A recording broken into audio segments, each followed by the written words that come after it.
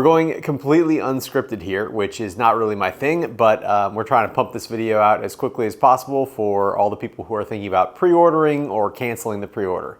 So over here, we've got the Valerion Pro 2. This is on the Valerion Fresnel screen. And over here, we've got the Nexigo Aurora Pro MKII, and it is on the Nexigo Fresnel screen. Some things about this. I've been going through, first of all, I just took this out of the box, the Nexigo Aurora Pro MKII. I took it out of the box yesterday. I have spent about 6 hours with it now, between last night and today, watching content and messing with settings and things like that. And I've got some things to say about it. First of all, a lot of people have been saying that the Nexigo Aurora Pro MKII can produce JVC level blacks, and that is true. I have seen it make what looks like JVC level blacks in some scenes. Pretty incredible. However, can it make JVC level blacks with a watchable overall picture? I would say not right now. There's a lot of work left to be done, I think, on the Scene Adapt engine. It's pretty flickery in certain scenes. You can definitely notice brightness pumping, you can notice color shifting, all kinds of things that are handled on the software side of things are not ready yet, in my opinion. They're not in a state that I think most people would want to watch the projector. You can tune all those things, you can turn them down, right? So there are 3 different levels of Scene Adapt right now, or 4 different levels of Scene Adapt, and there are, call it 4 levels of iris. There's iris bright, there's iris dark, there's what they call iris light, which I think just doesn't move the iris as much. And then there is iris off. So you can essentially set it to no dynamic iris and no laser dimming.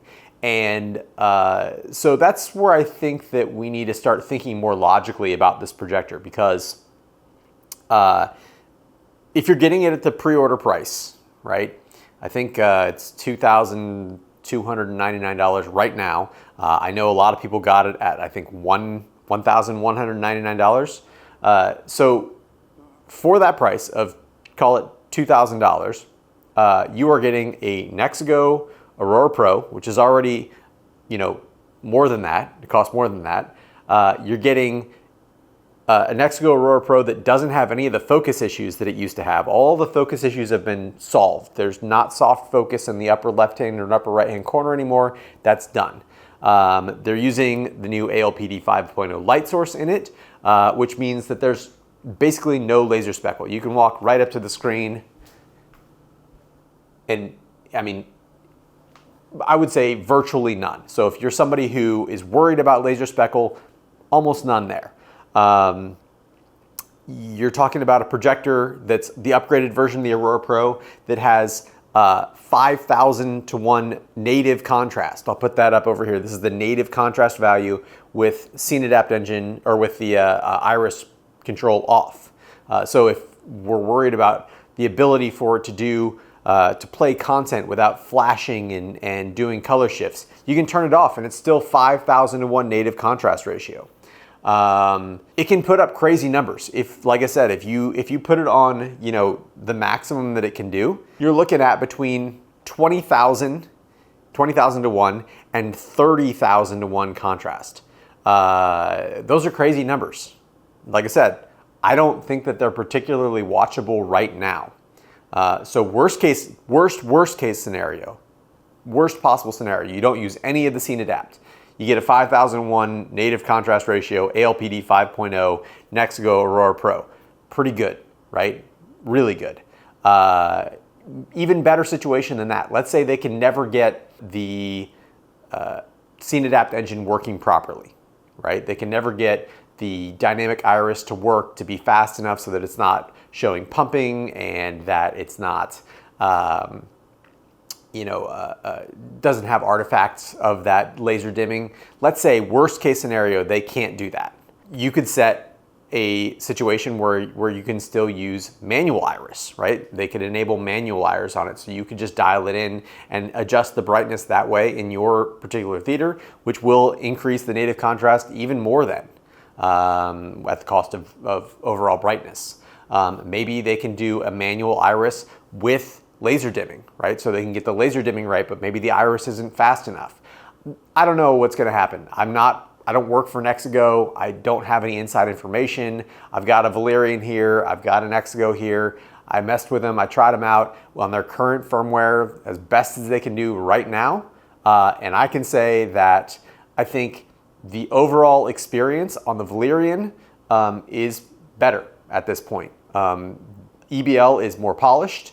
I don't have the same issues that some people have where they say that they can see big time color shifts and things like that. Whatever my source is that I am watching most of the time, I just don't notice that.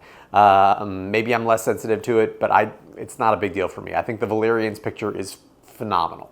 That said, the Nexigo Aurora Pro MK2 has significantly better black levels if you have set it on the really aggressive modes, which in this case, if you set it to Scene Adapt Engine 2 or SAE 2, and you set it to Iris Dark, I mean, it blows the Valerion out of the water. It's not even close. This is a projector that hasn't even been released yet. So to look at this firmware and call it finalized firmware, that this is how it's gonna be when it gets shipped to customers, and this is, problems that it will continue to have, is just not realistic. But again, worst case scenario, even if it is something that they can't ever fix, which I don't think will be the case, we're talking about a 5001 native contrast ratio, ultra short throw projector with no focus issues, no laser speckle, and excellent color gamut coverage.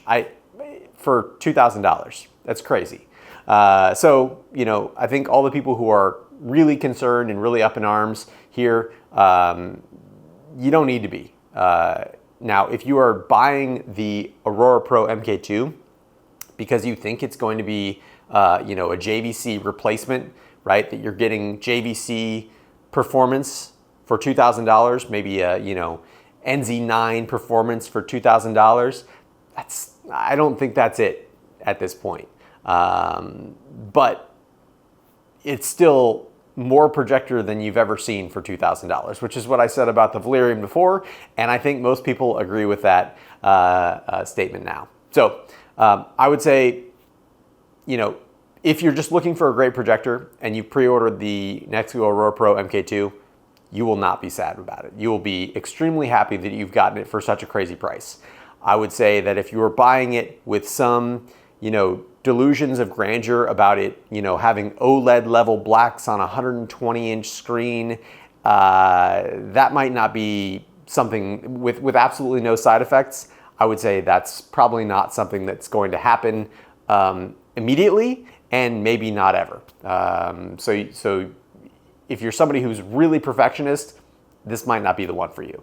But if you're just looking for an amazing projector, like a really, really amazing projector, it is, and it's like $2,000 right now.